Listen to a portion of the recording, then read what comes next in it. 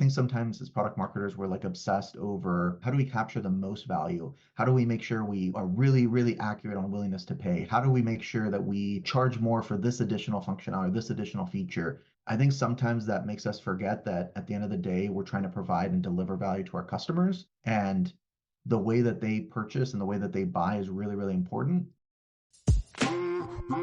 You are listening to This is Product Marketing, brought to you by Product Marketing Hive, the product marketing community that gives back. I'm your host, Louise Liu, Product Marketing Hive, and this podcast is supported by Product Marketing Edge, a technology product marketing consulting firm. In this episode, Jonathan Pipek, founder and CEO of Manta Consulting, shares his thoughts on pricing and packaging strategy for the early stage startups. Let's dive into it right now. Hi, Jonathan. Welcome to the show.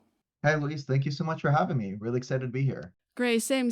I remember you from very early days of Product Marketing Hive, so excited to have you on our podcast. Yeah, it's been a while, right? Yes. Tell us a little bit about your background and your product marketing journey.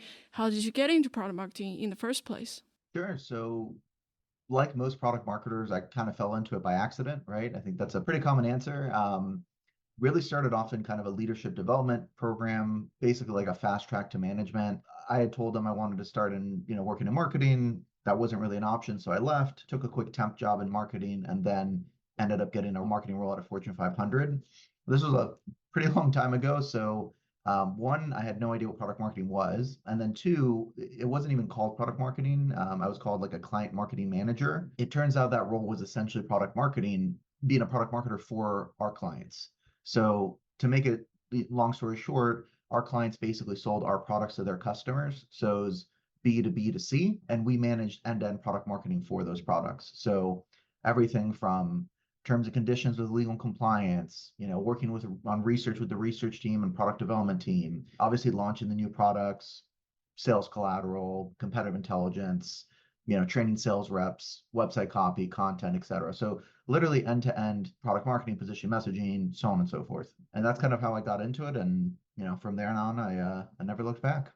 Our topic today is pricing and packaging for early stage startups. Before we dive into the nitty-gritties, I wanted to ask you, so what makes the early stage startups different from established companies when it comes to designing or approaching the pricing and packaging strategy, in your opinion? Yeah, so I think the two biggest differences, especially when you're talking early stage startup, right, versus larger, is that there's a fundamental lack of data, and also product market fit isn't necessarily established.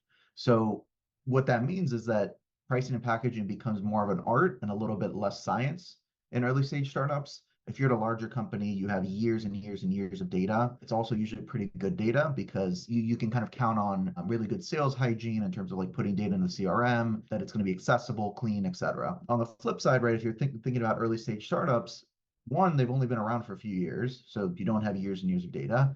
Two, sales teams typically don't have like a super strict adherence to like putting data into their CRM. And kind of along with the data aspect, right, from more of a qualitative aspect, there's not as many buyers you can speak to, which means even if you want to run a survey to buyers, it might not be big enough to be statistically significant. It probably won't be. It's also not going to be as easy to like A/B test pricing on your website, right? If you're talking about a Fortune 500, they get hundreds of thousands, if not millions of hits on their website every month. If you're talking about a startup, like you're lucky to get 10,000, you're not really going to get statistically significant testing from your website. There is still analysis, obviously, you can do, but realistically, like you're not doing something like conjoint analysis at the early stage startup. Instead, you're kind of getting more like directional feedback. You're running experiments to see what resonates. And you're really, really focusing on qualitative methods, interviews, conversations with your customer advisory board, so on and so forth. Yeah, that's very clear. So in your experience, what are the common mistakes or misconceptions that early stage startups make? I think on the pricing side, it's probably that they focus way too much on competitors. By no means am I saying like disregard competitors, but it's not something you want to base your entire pricing strategy around, because you either run the risk of basically like undercharging or overcharging. You really want to base that more on customer willingness to pay. So I see that as kind of like the number one pricing issue or pricing mistake. On the packaging side, I'm sure product marketers that are listening to this will resonate with this. Like all-in-one platforms, right, have become like all the rage in the last few years. It seems like startups kind of want to default to that all-in-one platform, especially if their competitors have one. And packaging really should be dictated by how customers want to buy. If the bulk of your customers want to buy kind of like this entry-level product and only the top, I don't know, 20, 30% are interested in more than that, then it probably doesn't make sense to have kind of a platform play. You should probably have a lead package that, again, the majority of your customers are going to buy, and then maybe you have more comprehensive packages for the rest. So I'd say that's probably a really common one. Yeah. Also, I see sometimes startup companies, maybe it's the nature of the product is very modular. They tend to make the packaging very complicated to figure out how exactly can I benefit from your product. Oh, definitely. If you need a PhD to understand what's in the package or how the pricing works, it's not the right approach. So I know that you have a step-by-step guide that you're going to share with our product marketers on our website. Can you walk us through the steps how you would approach the pricing and packaging for early stage startups that have limited resources? yeah, for sure. So like you mentioned, kind of the guide goes through 10 steps. I'll cover them briefly, but obviously a lot to go through in a podcast. Starting off, you really want to identify kind of your key objectives. Like, why are you doing this pricing and packaging project? Maybe it's the competition's killing you, right? They're crushing you, or and the number one loss reason is pricing, or maybe you started off with one product. Over time, your product team developed multiple, and now you got to kind of reassess packaging. Whatever it is, right? You got to figure out what your key objectives are for this project. That's kind of your North Star. Two, you got to establish a pricing committee. So when you make decisions in a silo as a product marketer, it usually doesn't end well, right? Everything we do, like the best things we do are cross-functional. When it comes to pricing and packaging, same concept applies. Usually want to have like key leaders from across the org, keeping it small to like 6 people or less. So like, of course, product marketing, of course, your CEO, whoever the leader of marketing is, whoever the leader of product is, um, finance or accounting, right? Basically your CFO, so on and so forth. So again, trying to keep it to a max of 6 people. That's usually a good call. Once you've figured out your objective for the pricing and packaging project, you've identified your pricing committee. The next kind of key component is, how do you think about your pricing and packaging in the context of your startup's business goals? This is a step I feel like is often overlooked. As an example, your startup is trying to maximize profitability. Okay. Then one, you're probably going to need to raise prices, right, to increase profitability. And two, you're also going to want to think about how do you lower costs. So maybe you're going to start charging for onboarding now because you want to recoup that cost, increase profitability.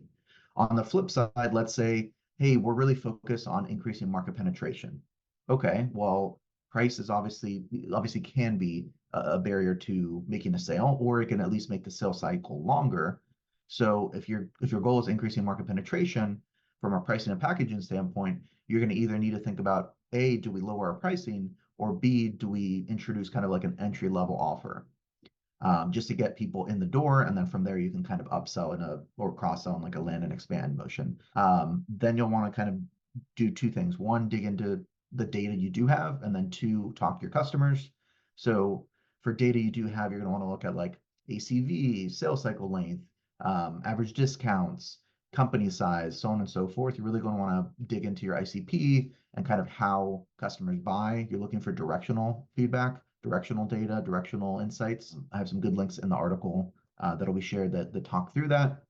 And then as far as talking to your customers, again, this is kind of a deep dive, right? So the quantitative analysis is more surface level and is more number based, right? You want to get to the why. So hopefully that that qualitative analysis gets you a little bit deeper.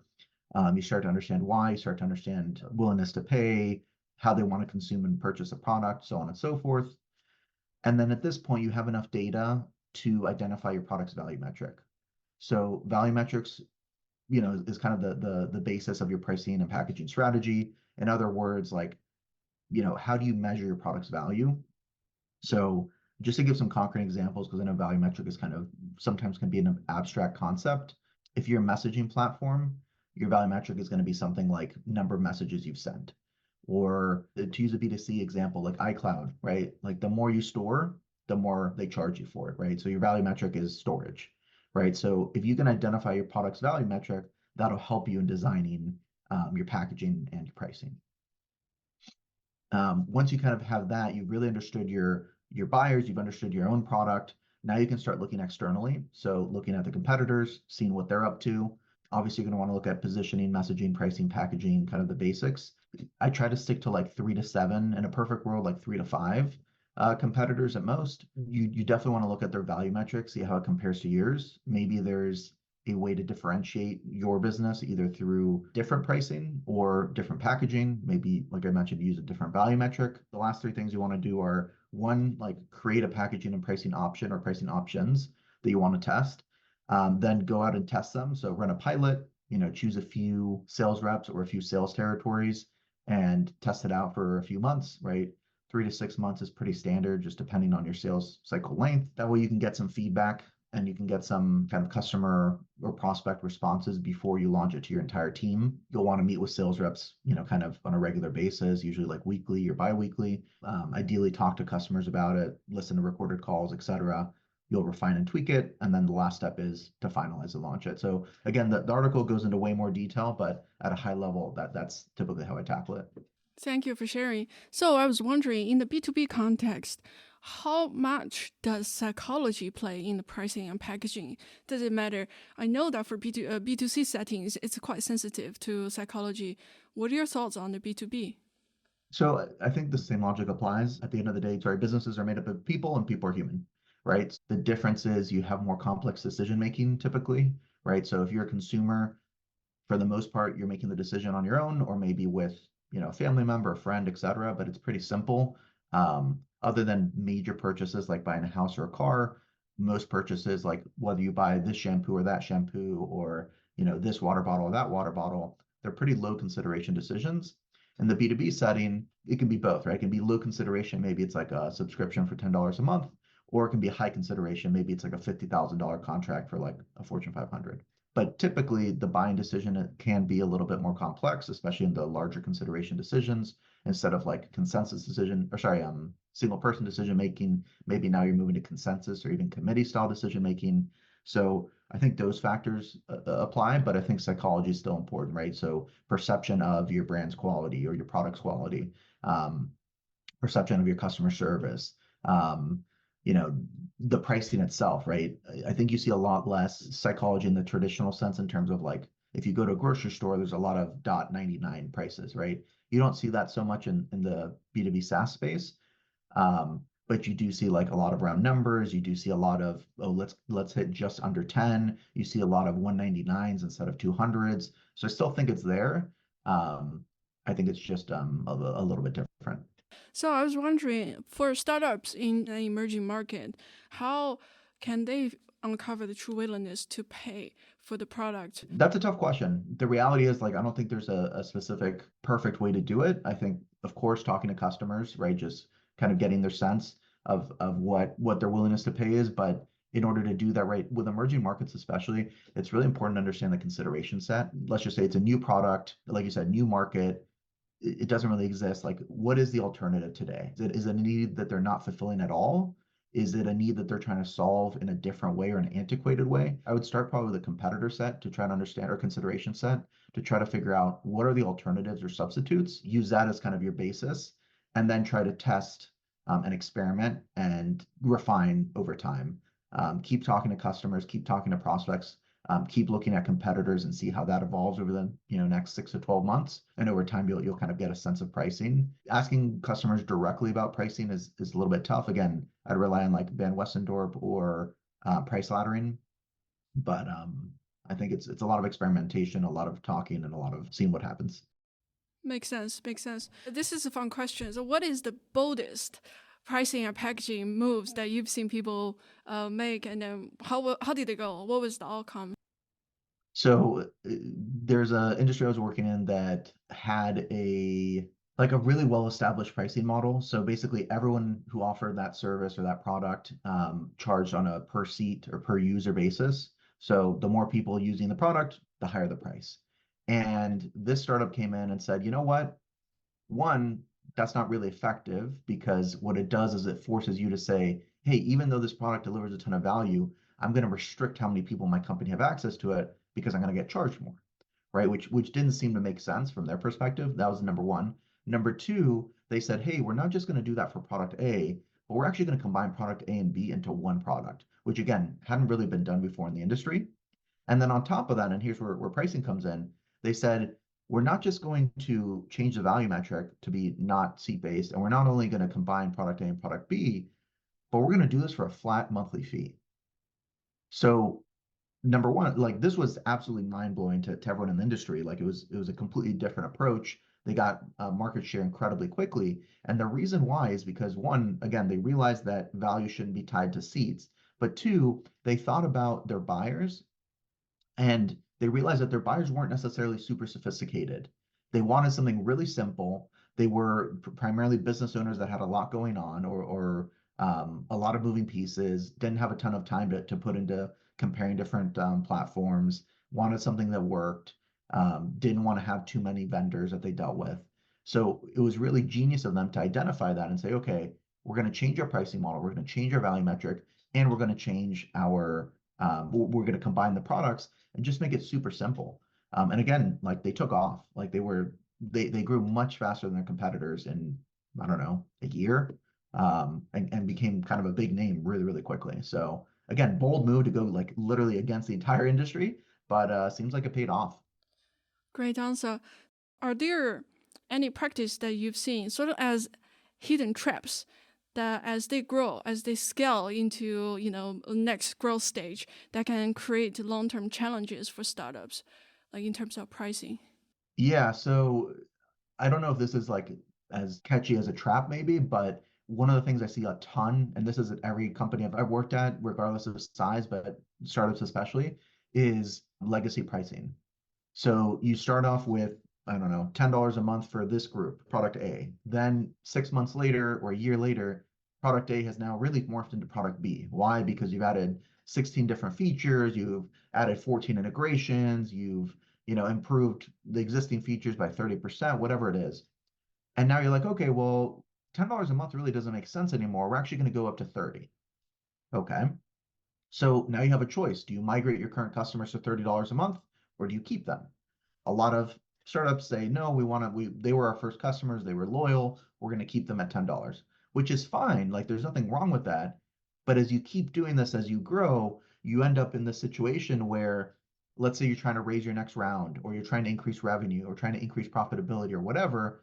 Now you're going to have a massive migration project on your hands, which means you're going to have to basically have a product marketer, right, go through and identify what are the different segments in each pricing or packaging tier. How do we migrate them, right? So work with operations and finance to figure out like how do we like logistically migrate them, the entire communication strategy for those migrations, any action required. Sometimes, especially if you change the product name, sometimes you also need new contracts, right? Because the contract was for product A, now they're on product B. Sometimes contracts don't allow you to change prices without signing a new one. So maybe you have to wait for time of renewal. So I think the bottom line is like you're never going to be able to future proof all of your pricing and packaging. Like that's just not possible. But if you can think about and kind of work with your legal team on the contract itself and on the terms themselves and figure out, hey, how do we make sure that we're fair to customers, but at the same time give us flexibility to say, okay, it's time to transition you to a different product, or it's time to transition you to a different pricing or packaging model. And hey, one, you don't have to sign a contract. Don't worry, another new contract. It's not this cumbersome thing. And two, like it's just going to be seamless and you have options, right? So I think that's kind of a common trap, which is just building so much pricing and packaging complexity on the back end that you essentially need like CRM experts and financial experts to manage it all. Do you have any helpful tips for product marketers who are going to communicate the pricing and packaging changes to customers? Yeah, so that's a great topic. I think it's come up. I want to say it came up like last year a little bit on social. There were a bunch of folks that posted like what not to do and what to do with like really vibrant examples. Um, I think that the number one thing is to be clear. I think product marketers and even like C-suite or whoever's overseeing kind of these communications kind of sometimes have a tendency to be scared of just saying, hey, we're increasing prices. I don't think that's a bad thing. Like, I think it's okay to be clear and to just like tell the truth. Customers aren't dumb; they're going to figure it out anyway. So I think that's part one. Part two is tying the pricing increase to a why, right? So when things change, you mentioned psychology, right? earlier in our conversation. So when things change, like humans psychologically, we need to know why, right? It's like that. It's like a burning passion inside. It's like, why is this happening? Why is this change happening? So tying that pricing change to something that makes sense, ideally product value, is huge. So if you can say, hey, you know, we're increasing prices, but the reason why is because of X, Y, and Z, or in my preference is the reverse, is say, hey, over the last 6 months, 12 months, 2 years, whatever it's been, we've introduced, these different features, these different functionalities, we've improved this by this, we've, added these integrations, so on and so forth. Like we've done all this tremendous value. As a result, we are increasing prices. So that's part one, right? Is why is this happening? But then part two is give them like a little treat at the end to say like, hey, by the way, these price increases are going to fuel further investments in A, B, and C, right? Especially if you've talked to customers and got an understanding that A, B, and C are what they're looking for, right? Which is how a product roadmap should be designed anyway. So what you're doing is you're kind of saying, look, we've increased the value we're delivering. As a result, we're right sizing our pricing. And by the way, this right size of pricing is not just going to support what's already happened, but it's also going to support future product development. And specifically in areas A, B, and C that you're interested in, you can expect these in the next, I don't know, 6 to 12 months, right? Make sure that the time frame is fairly large. So again, as long as you're clear, justify the price value, give them a little treat at the end to kind of explain what this money is going to be used for. I think that goes a really long way versus trying to make this complex. The last thing I'll say about communicating pricing changes is it's really helpful to establish an escalation path. So let's say you send this email out, you get an angry customer, they respond. Where does that response go to? Who handles it? If that person can't handle it, who does it escalate to? And what are the backup options? So or back pocket options, right? So a customer reaches out, they're livid about this pricing increase. It's in the middle of their contract. They thought they had another 6 months to go. Okay, totally understand. Instead, why not honor their pricing and say, hey, we'll honor your current pricing till the end of the contract, or hey, we will honor your current pricing if you sign an extension for 18 months or a year or whatever it is, right? Like find some flexibility. Again, this complicates your back end. It complicates your financial folks and your operational folks' lives. So talk to them about what's feasible and what makes sense. And also, think about your customer impact and your company reputation. So I think those are kind of the big ones I'd highlight. Yeah, great tips. So, in your opinion, how often should product marketers review, maybe update the pricing and packaging? That's a good question. I'd probably say like once or twice a year. For sure, once a year.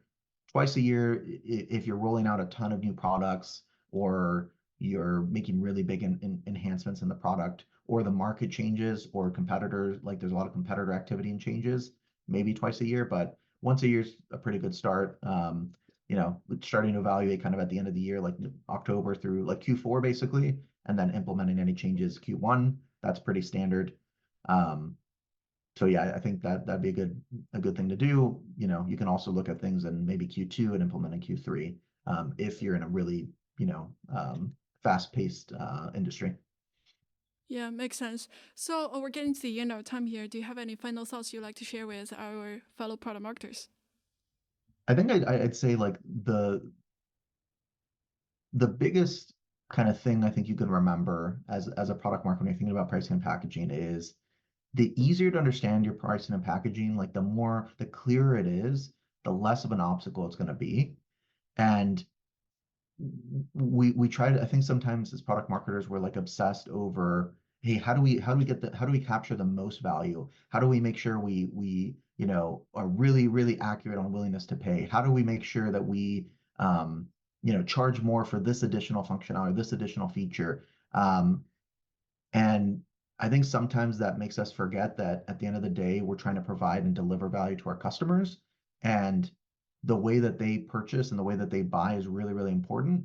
And if we can if our pricing model can be clearer, simpler, more logical, easy to calculate, that's really, really huge. I worked at companies where the sales team didn't know how to calculate pricing. Like they literally had to use an Excel or a calculator to figure out, hey, how much is my prospect going to get charged? And it made the sales process really awkward. The customer would say, okay, great. So I want this. How much is it? and the sales rep would have to ask like 5 or 6 questions, fill out the Excel, go back to them and tell them like, hey, it's going to be this much. So again, your pricing can be complex, especially if you're talking about Fortune 500, especially if you have multiple products, especially if it's a combination of services and product, right? That's totally fair. I'm not saying it shouldn't be or can't be, but think about how that pricing is communicated, how clear it is, and how easy it is for the sales rep to have that conversation with those prospects.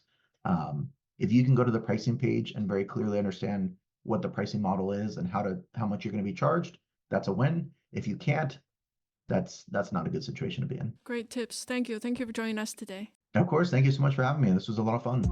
Thank you for tuning in to This is Product Marketing, brought to you by Product Marketing Hive, a product marketing community that gives back. Check out our website, productmarketinghive.com, to join our community, meet fellow product marketers, and access free resources. If you enjoyed our podcast, please subscribe and give a 5-star rating on the platform of your choice. See you next time.